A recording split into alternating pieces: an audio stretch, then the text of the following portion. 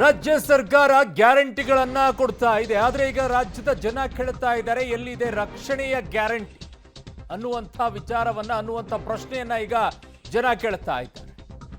ಎಲ್ಲದಕ್ಕಿಂತ ಮುಖ್ಯವಾಗಿ ಬದುಕು ಮತ್ತು ಭಾವನೆಯ ಬಗ್ಗೆ ರಾಜಕೀಯ ನಾಯಕರೊಬ್ಬರು ಮಾತನಾಡ್ತಾರೆ. ಬದುಕು ಇವತ್ತಿಲ್ಲ, ನೀವು ಮಾತನಾಡ್ತಾ ಇದ್ದಂತ ಬ್ರದರ್ ಅನ್ನುವಂಥ ಭಾವನೆ ಇವತ್ತು ಬದುಕು ಅನ್ನೋದನ್ನ ಕಿತ್ಕೊಂಡು ಹೋಗಿದೆ. ಯಾರ ಬದುಕನ್ನ ವಾಪಸ್ ಕೊಡ್ತಾರೆ? ಭಾವನೆಗಳ ವಿಚಾರದಲ್ಲಿ ನೀವು ಹೇಳ್ತಾ ಇದ್ದಿದ್ದು ಬ್ರದರ್ ಬ್ರದರ್ ಬ್ರದರ್. ಎಲ್ಲಿದ್ದಾರೆ ಬ್ರದರ್ಗಳು? ಇವತ್ತು ಕಿತ್ಕೊಂಡು ತಿಂದು ಹೋಗಿದ್ದಾರೆ. ರಕ್ತ ಬರೋ ರೀತಿಯಲ್ಲಿ ಚಾಕುವನ್ನ ಚುಚ್ಚಿ ಸಾಯಿಸಿ ಮುಗಿಸಿದ್ದಾರೆ. ಇವತ್ತು ರಾಜ್ಯದ ಜನ ಕೇಳ್ತಾ ಇರೋದು ಒಂದೇ ಮಾತು, ನಮಗೆ ರಕ್ಷಣೆಯ ಗ್ಯಾರಂಟಿಯನ್ನ ಯಾರು ಕೊಡ್ತೀರಾ ಅಂತ ಹೇಳಿ. ಏನಾಯ್ತು ಹುಬ್ಬಳ್ಳಿಯ ಕೇಸ್? ಏನಾಗ್ತಾ ಇದೆ ಇದು ರಾಜಕೀಯವಾಗಿ? ಎತ್ತ ಸಾಗಿದೆ ಕಾನೂನು ಸುವ್ಯವಸ್ಥೆ? ಹನುಮನ ಹಾಡು ಹಾಕಿದ್ರೆ ಹಿಡ್ಕೊಂಡು ಹೊಡಿತಾರೆ. ಜೈ ಶ್ರೀರಾಮ್ ಅಂತ ಕೂಗಬೇಡ ಅಂತ ವಾರ್ನಿಂಗ್ ಅನ್ನ ಕೊಡ್ತಾರೆ. ಲವ್ ಮಾಡಲ್ಲ ಅಂದ್ರೆ ಕೊಂದೇ ಬಿಡ್ತಾರೆ. ಇದು ಯಾವುದು? ಹುಬ್ಬಳ್ಳಿಯ ನೇಹಾ ಸಾವಿಗೆ ಕಣ್ಣೀರಿಟ್ಟಿದೆ ಕರುನಾಡು. ಎತ್ತ ಸಾಗ್ತಾ ಇದೆ ಕಾನೂನು ಸುವ್ಯವಸ್ಥೆ? ಪೊಲೀಸರೆಲ್ಲ ಕಡೆನೂ ಇರಬೇಕು ಅಂತ ಇಲ್ಲ ನಾನು ಹೇಳ್ತಾ ಇರೋದು. ಪೊಲೀಸರ ರಕ್ಷಣೆ ಕೊಡಬೇಕಾಗಿದೆ ಅಂತ ನಾನು ಹೇಳ್ತಾ ಇಲ್ಲ. ನಾನು ಪದೇ ಪದೇ ಯಾವಾಗಲೂ ಹೇಳ್ತೀನಿ, ಹೆಣ್ಣು ಹತ್ತಿರುವಂಥವ್ರು ಯಾರಾದರೂ ಇದ್ರೆ ಮೊದಲು ನಿಮ್ಮ ಹೆಣ್ಣು ಮಕ್ಕಳಿಗೆ ರಕ್ಷಣೆಯನ್ನ ಕೊಡಬೇಕಾಗಿರೋದನ್ನ ಅವರಿಗೆ ಕಲಿಸ್ಕೊಡಿ. ಯಾವನೇ ಈ ತರ ಬಂದರೂ ಕಪಾಳಕ್ಕೆ ಕೊಟ್ಟು ಕಳಿಸ್ಬೇಕು, ಒದ್ದು ಕಳಿಸ್ಬೇಕು. ಆ ರೀತಿ ರೆಡಿ ಮಾಡಿ ನಿಮ್ಮ ಹೆಣ್ಮಕ್ಕಳನ್ನು.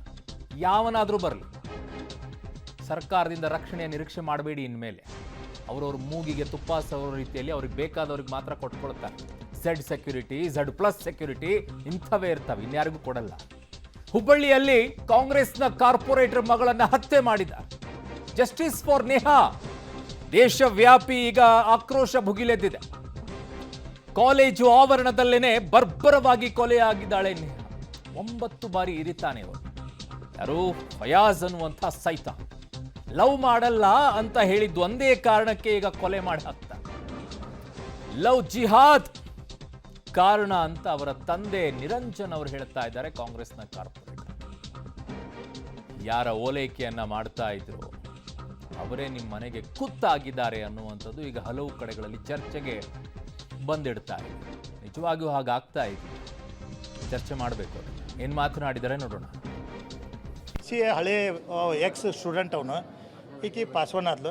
ಮತ್ತು ಅವ್ರು ಹತಾಶಾಗಿ ಫೋರ್ಸೇಬಲ್ ಲವ್ ಮಾಡ್ಬೇಕನ್ನೋ ಇಚ್ಛಾದಿಂದ ಮಾಡಿದ್ದಾರೆ. ಅವ್ರು ಫೋರ್ಸೇಬಲ್ ಇತ್ತಂತ ನನಗೆ ಗೊತ್ತು. ಪ್ರಯತ್ನ ಕೊಟ್ಟಿದ್ದವ, ನೀನು ನಾನು ಒಪ್ಕೊಳ್ಳಿಲ್ಲ, ನೀನು ಮರ್ಡರ್ ಮಾಡ್ತೀನಿ ಅಂತ ಹೇಳ್ತಿದ್ದ ಅಂತ ನಮಗೆ ಈಗ ಮಾಹಿತಿ ಸಿಕ್ಕಿದೆ. ಒಬ್ಬ ವಿಜ್ಜು ಅಂತೇಳಿ ಹುಡುಗಿದ್ದಾನೆ. ಆಮೇಲೆ ಇನ್ನೊಬ್ಬ ಸೋಯಬ್ ಮಲ್ದಾರ್ ಅಂತೇಳಿ. ಆಮೇಲೆ ಈ PB ರೋಡ್ನಲ್ಲಿ ನಿಯಾಜ್ ಹೋಟೆಲ್ ಇದೆ, ಅವ್ರ ಓನರ್. ಇನ್ನೊಬ್ಬೊಂದು ಹೆಸರು ಗೊತ್ತಾಗಿಲ್ಲ. ಮತ್ತು ಅವನು ಆರೋಪಿ ಒಬ್ಬ ಇದ್ದ ಫಯಾಜ್. 5 ಮಂದಿ ಸೇರಿ ಮಾಡ್ತಾರೆ. ಎಲ್ಲ ಭಾಳ ದಿವಸದಿಂದ, ಸುಮಾರು ದಿವಸದಿಂದ ಷಡ್ಯಂತ್ರ ಹಾಕ್ತಾ ಇದ್ರು ಅಂತ ನನಗೆ. ಈ ಪ್ರಕರಣ ಈಗ ರಾಜಕೀಯವಾದಂಥ ತಿರುವನ್ನ ಪಡೆದುಕೊಳ್ಳುತ್ತಾ ಇದೆ. ತಗೊಂಡೇ ತಗೊಳುತ್ತೆ. ಈ ವಿಚಾರ ಬಂದಾಗ, ಹಿಂದೂ ಮುಸ್ಲಿಂ ಅಂತ ಬಂದಾಗ ಅದು ತೆಗೆದುಕೊಂಡೇ ತಗೊಳುತ್ತೆ.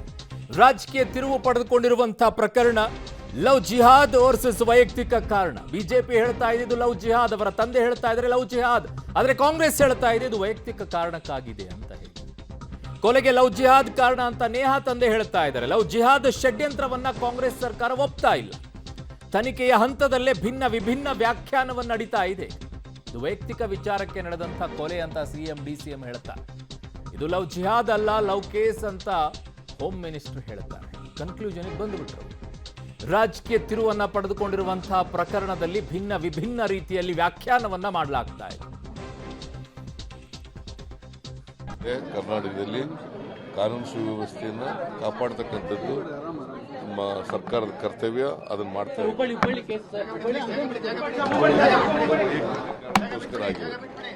ರಾಜ್ಯದಲ್ಲಿ ಕಾನೂನು ಏನಿದೆ, ಕಾನೂನು ಯಾರಾದ್ರೂ ನಿರ್ದಾಕ್ಷಿಣ್ಯವಾಗಿ ಕ್ರಮ ಕೈಗೊಳ್ಳಲಿಕ್ಕೆ ಸರ್ಕಾರ ಬದ್ಧವಾಗಿದೆ. ಯಾರೇ ಆಗಲಿ ಕಾನೂನು ತೆಗೆದುಕೊಳ್ಳಿಕ್ಕಾಗೋದಿಲ್ಲ. ನಾವು ಖಂಡಿಸ್ತೀವಿ. ಸರ್ಕಾರ ಪೊಲೀಸ್ಗೆ ನಾವು ಯಾರು ಇಂಟರ್ಫಿಯರ್ ಆಗೋದಿಲ್ಲ. Law will take its own stand. Sir, ಇದು ಒಂದೇ ಇನ್ಸಿಡೆಂಟ್ ಅಲ್ಲ, ಸುಮಾರು ಇನ್ಸಿಡೆಂಟ್ಗಳಾಗಿದ್ದಾವೆ. ಇದೇ ಕಾರಣಕ್ಕಾಗಿ ಬೊಮ್ಮಾಯಿ ಅವರು ಹೇಳ್ತಾ ಇದ್ದಾರೆ, ಹಿಂಗೆ ಆದ್ರೆ ಕರ್ನಾಟಕ, ಬಿಹಾರ. ಬೊಮ್ಮಾಯಿ ಕಾಲದಲ್ಲೂ ಆಯ್ತಲ್ಲ, ಬೊಮ್ಮಾಯಿಯವ್ರ ಕಾಲದಲ್ಲೂ ಇವೆಲ್ಲ ನಡೆದಿತ್ತಲ್ಲ. ಬೊಮ್ಮಾಯಿ ಕಾಲದಲ್ಲೂ ನಡೆದಿತ್ತು, ಎಲ್ಲರ ಕಾಲದಲ್ಲೂ ಇದು ಕೆಲವು ಪರ್ಸನಲ್ ವ್ಯವಹಾರಗಳು ನಡ್ಕೊಂಡು ಬರ್ತಾ ಇರ್ತದೆ. But we are very firm to deal with all such type of criminal. Love ಜಿಹಾದ್ ನನಗೆ ಬಂದಿರೋ ಮಾಹಿತಿಯ ಪ್ರಕಾರ ಅವರಿಬ್ಬರು ಪರಸ್ಪರ ಪ್ರೀತಿ ಮಾಡ್ತಾ ಇದ್ರು. ಅದು ಯಾವಾಗ ಆ ಹೆಣ್ಮಗಳು ದೂರ ಹೋಗಕ್ಕೆ ಶುರು ಮಾಡಿದ್ಲು ಆಗ ಈ ರೀತಿ ಅವನು ಹುಡುಗ ಹೋಗಿ ಸ್ಟ್ಯಾಪ್ ಮಾಡಿರ್ತಕ್ಕಂಥದ್ದು. ಅದು ಯಾವ ಲವ್ ಜಿಹಾದು ಏನು ಕಾಣಿಸ್ತಿಲ್ಲ. ಪ್ರೀತಿ ಮಾಡಿ ನನ್ನನ್ನು ಬಿಟ್ಟು ಬೇರೆಯವ್ರ ಮದುವೆ ಮಾಡ್ಕೊಳ್ತಾಳೋ ಅಥವಾ ಏನೋ ಗೊತ್ತಿಲ್ಲ, ಅದು ಡೀಟೇಲ್ಸ್ ಇನ್ನೂ ನನಗೆ ಸಿಕ್ಕಿಲ್ಲ. ಹೆಣ್ಣು ಹೆತ್ತಿರುವಂಥ ಹೆತ್ತವರನ್ನ ಹೋಗಿ ಕೇಳಿ ನೀವು ಮಾತನಾಡುವಂಥ ಮಾತು ಹೇಗೆ ನಂಟುತ್ತೆ ಅಂತ ಹೇಳಿ. ನಿಮ್ಮದೇ ಪಕ್ಷದ ಕಾರ್ಪೊರೇಟರ್ ಅವರು ಹೋಗಿ ಕೇಳಿ ಅವರನ್ನು, ನೀವು ಮಾತನಾಡೋದು ಸರಿನಾ ಅಂತ ಹೇಳಿ. ಹತ್ಯೆ ರಾಜಕೀಯ, ಹಿಂದುತ್ವ ವರ್ಸಸ್ ತುಷ್ಟೀಕರಣ ಚರ್ಚೆ ಬರ್ತಾ ಇದೆ. ಎಲ್ಲಿದೆ ರಕ್ಷಣೆಯ ಗ್ಯಾರಂಟಿ? ಸರ್ಕಾರಕ್ಕೆ ಬಿಜೆಪಿ ಪ್ರಶ್ನೆಯನ್ನ ಕೇಳ್ತಾ ಇದೆ. ಕಾನೂನು ಸುವ್ಯವಸ್ಥೆ ಹಳಿ ತಪ್ಪಿದೆ ಅಂತ ಜೆಡಿಎಸ್ ಕಿಡಿಕಾರ್ತಾ ಇದೆ. ಕೆಲವರಿಗೆ ಕಾನೂನು ಕಟ್ಟಲೆ ಆಗೋದೇ ಇಲ್ಲ ಅಂತ ಹೇಳಿ ಆಕ್ರೋಶವನ್ನು ವ್ಯಕ್ತಪಡಿಸ್ತಾ ಇದ್ದಾರೆ. ಕರ್ನಾಟಕದಲ್ಲಿ ನಡೀತಾ ಇರುವಂಥ ಇವತ್ತು ಹಲ್ಲೆಗಳು, ಈ ಘಟನೆಗಳು, ಇವೆಲ್ಲ ನೋಡ್ತಾ ಇದ್ರೆ ಈ ಸರ್ಕಾರ, ಕರ್ನಾಟಕದಲ್ಲಿರುವಂಥ ಸರ್ಕಾರ ನಾಚಿಗೆ ಗೇಡಿನ ಸರ್ಕಾರ. ಕಾನೂನು ಸುವ್ಯವಸ್ಥೆಯನ್ನು ಗೂಂಡಾಗಳಿಗೆ ಕೈಗೆ ಕೊಟ್ಬಿಟ್ಟು ಕರ್ನಾಟಕ ಯಾರೋ ಡಾನ್ಗಳು ನಡೆಸ್ತಾ ಇದ್ದಾರೆ ಅನ್ನೋ ರೀತಿ ಸರ್ಕಾರವನ್ನು ನಡೆಸ್ತಾ ಇದ್ದಾರೆ. ಎಲ್ಲೋ ಒಂದು ಕಡೆ ಕಾಂಗ್ರೆಸ್ ಪುಡಾರಿಗಳು ರಾಜ್ಯದಲ್ಲಿ ಇವತ್ತೇನು ಕುಮ್ಮಕ್ಕು ನೀಡ್ತಾ ಇದ್ದಾರೆ. ಏನು ಕಾಂಗ್ರೆಸ್ ಸರ್ಕಾರ ಸ್ವತಃ ಸರ್ಕಾರನೇ ಕುಮ್ಮಕ್ಕು ಕೊಡ್ತಾ ಇದೆ. ಇದರ ಪರಿಣಾಮನೇ ಒಂದೇ ದಿನ 8 ಜನರು ಇವತ್ತು ಹತ್ಯೆ ಆಗಿರ್ತಕ್ಕಂಥದ್ದು. ಇದು ಸಂಪೂರ್ಣ ಹೊಣೆಗಾರಿಕೆನ ಕಾಂಗ್ರೆಸ್ ಪಕ್ಷ ಹೊರಬೇಕಾಗ್ತದೆ. ಸಂಪೂರ್ಣವಾಗಿ ಹಾಳಾಗಿದೆ. ಯಾರು ಬೇಕಾದರೂ ಮರ್ಡರ್ ಮಾಡಿ ಹೋಗ್ಬೋದು. ಪೊಲೀಸ್ ಸ್ಟೇಷನ್ದಲ್ಲಿ ಗುಂಡಾಗಳಿಗೆ ರಾಜ್ಯ ಮರ್ಯಾದೆ ಸಿಗ್ತಾ ಇದೆ. ಎಲ್ಲ ಗುಂಡಾಗಳು ನಮ್ಮ ಕಾಲದಲ್ಲಿ ಊರು ಬಿಟ್ಟಿದ್ರು, ಅವರೆಲ್ಲ ಮತ್ತೆ ಊರಿಗೆ ಬಂದು ಸೇರ್ಕೊಂಡಿದ್ದಾರೆ. ಹಾಡೇ ಆಗಲೇ ವ್ಯವಹಾರಗಳನ್ನು ಮಾಡ್ತಾ ಇದ್ದಾರೆ, ಬ್ಲ್ಯಾಕ್ ಮೇಲ್ ಮಾಡ್ತಾ ಇದ್ದಾರೆ, ವಸೂಲಿ ದಂಧೆ ಮಾಡ್ತಾ ಇದ್ದಾರೆ. ಹೀಗಾಗಿ ಗುಂಡಾ ಎಲಿಮೆಂಟ್ಗಳಿಗೆ ಭಾಳ ಪ್ರೋತ್ಸಾಹ ಸಿಗ್ತಾ ಇದೆ. ಎಲ್ಲಿದೆ ಈ ಕಾನೂನು ಸುವ್ಯವಸ್ಥೆ? ಈ ರಾಜ್ಯ ಯಾರು ನಾವು ಭಾರತ ದೇಶದಲ್ಲಿ ಇದ್ದೇವೆ ಇಲ್ಲೋ, ಕರ್ನಾಟಕದಲ್ಲಿ ಇದ್ದೇವೆ ಇಲ್ಲೋ? ಕರ್ನಾಟಕ ಒಂದು ಶಾಂತಿಯ ಒಂದು ರಾಜ್ಯ, ಸಂಪೂರ್ಣ ಹದಗೆಟ್ಟುಬಿಟ್ಟಿದೆ. ರಾಜ್ಯ ಸರ್ಕಾರದ ತುಷ್ಟೀಕರಣದ ನೀತಿಯ ಪರಿಣಾಮ ಎದ್ದು ಕಾಣ್ತಾ ಇದೆ. ಯಾಕೆಂದರೆ ಮೊನ್ನೆ ರಂಜಾನ್ ದಿವಸ ಸಹಿತ ಅನೇಕ ಕಂಪ್ಲೇಂಟ್ ಬಂದವು, ಯಾರೂ ಆ್ಯಕ್ಷನ್ ತೊಗೊಂಡು. ವೀಲಿಂಗ್ ಮಾಡಿದ್ದು ಅನೇಕರು ನೋಡ್ಯಾರ. ರಸ್ತೆಯಲ್ಲಿ ಹೋಗೋರಿಗೆ ತಲೆಗೆ ಹೊಡೆದು ಹೋಗೋದು, ಈ ಥರದ ಘಟನೆಗಳು ನಡೆದಾವೆ. ಯಾರೂ ಕೂಡ ಅದನ್ನು ಗಂಭೀರವಾಗಿ ಪರಿಗಣಿಸಿಲ್ಲ. ಯಾಕಂದರೆ ಅಪರಾಧಿಗಳಿಗೆ ಅನ್ನಿಸ್ತಾ ಇದೆ ಸರ್ಕಾರ ನಮ್ಮ ಪರವಾಗಿದೆ ಅಂತ. ತುಷ್ಟೀಕರಣ